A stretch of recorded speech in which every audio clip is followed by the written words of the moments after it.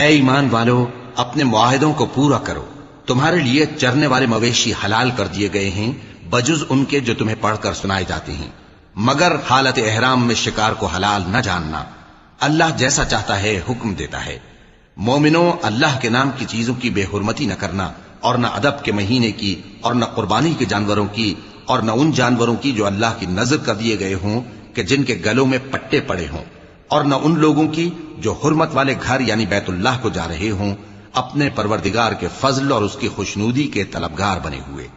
اور جب احرام اتار دو تو پھر اختیار ہے کہ شکار کرو، اور کچھ لوگوں کی دشمنی اس وجہ سے کہ انہوں نے تم کو مسجد حرام سے روکا تھا تمہیں اس بات پر آمادہ نہ کر دے کہ تم زیادتی کرنے لگو۔ اور دیکھو، نیکی اور پرہیزگاری کے کاموں میں ایک دوسرے کی مدد کیا کرو، اور گناہ اور ظلم کی باتوں میں کسی کے ساتھ تعاون نہ کرو، اور اللہ سے ڈرتے رہو۔ کچھ شک نہیں کہ اللہ کا عذاب سخت